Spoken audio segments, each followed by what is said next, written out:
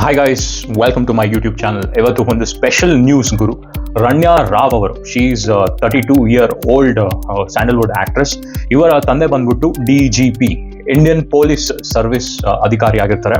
And ಈ ಹುಡುಗಿ ಲಡ್ಕಿ ಕ್ಯಾ ಕ್ಯಾ ಹೇ ಅಂದರೆ, ಕೆಂಪೇಗೌಡ ಇಂಟರ್ನ್ಯಾಷನಲ್ ಏರ್ಪೋರ್ಟ್ ಅಲ್ಲಿ ದುಬೈಯಿಂದ ಒಂದಿಷ್ಟು ಗೋಲ್ಡ್ನ, ಎಷ್ಟು 14.8 kg ಗೋಲ್ಡ್ನ ಒಂದು ಬಟ್ಟೆಯಲ್ಲಿ, ಲೈಕ್ ಒಂದು ಜಾಕೆಟ್ ಅಲ್ಲಿ ಎಲ್ಲೆಲ್ಲೋ ಹುಕ್ಸ್ಕೊಂಡು ಸ್ಮಗಲ್ ಮಾಡ್ತಾ ಇದ್ರಂತೆ.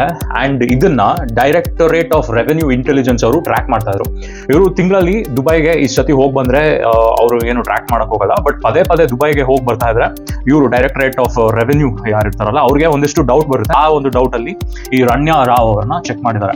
ಶಾಕಿಂಗ್ಲಿ 12 ಕೋಟಿಯಷ್ಟು ಬಂಗಾರ ಇವರ ಒಂದು ಬಟ್ಟೆಯಲ್ಲಿ ಸಿಕ್ಕಿದೆ. ಈ ಹುಡುಗಿ ಇದನ್ನ ಹೇಗೆ ಸಾಗಿಸ್ತಾ ಇದ್ರು ಅಂದ್ರೆ, ಅವರಪ್ಪ ಹೇಗೂ DGP ಇದ್ರಲ್ಲ, ಸೊ ಆ ಏರ್ಪೋರ್ಟ್ ಒಂದು ಚೆಕ್ ಪಾಯಿಂಟ್ ಅಲ್ಲಿ ಪೊಲೀಸ್ ಅವ್ರನ್ನ ಎಸ್ಕಾಟ್ಸ್ ಆಗಿ ಯೂಸ್ ಮಾಡೋದಂತೆ. ಸೊ ಈ ಎಸ್ಕಾಟ್ಸ್ ತರ ಯೂಸ್ ಮಾಡಿ ಅಲ್ಲಿಂದ ಆ ಗೋಲ್ಡ್ ನ ಯಾರಿಗೂ ಒಂದು ಸಂಶಯ ಬರ್ದಂಗೆ she uses to bring it to Bangalore frequently.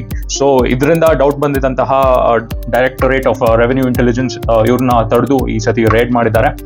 ಸುಮಾರು 12 ಕೋಟಿಯಷ್ಟು ಬಂಗಾರವನ್ನ ಸೀಸ್ ಮಾಡಿದ್ದಾರೆ. DGP ಯ ಮಗಳೇ ಈ ಕೆಲಸ ಮಾಡಿದ್ರೆ ಬೇರೆಯವ್ರ ಮಕ್ಕಳಿಗೆ ಏನ್ ಮಾಡ್ಬೇಕು?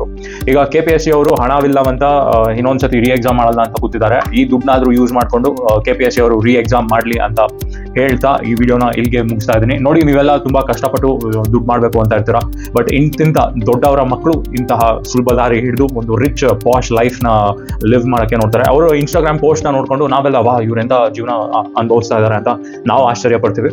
ಬಟ್ ಆ ದುಡ್ಡು ಸಂಪಾದನೆ ಹಿಂದೆ ಹಲವಾರು ಬೇರೆ ಬೇರೆ ರೂಟ್ಸ್ ಇರುತ್ತೆ. ಯಾರು ಸತ್ಯವಾಗಿ ಇಷ್ಟೊಂದು ದುಡ್ಡು ಮಾಡಿ ಏನೋ ಅಷ್ಟು ರಿಚ್ ಲೈಫ್ ಸ್ಟೈಲ್ ಲೀಡ್ ಮಾಡೋಕ್ಕೆ ಕಷ್ಟ. ಈಗಿನ ಕಾಲದಲ್ಲಂತೂ ಸ್ಕ್ಯಾಮ್ ಮಾಡಿದ್ರೇನೆ ಜೀವನ ಥರ ಆಗೋಗಿದೆ.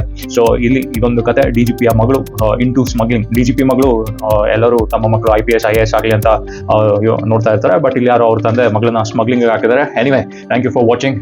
C you in my next vlog. Until then stay tune ಅಂತ ಹೇಳ್ತಾ ಈ ವಿಡಿಯೋನ ಇಲ್ಲಿಗೆ ಮುಗಿಸ್ತಾ ಇದ್ದೇನೆ.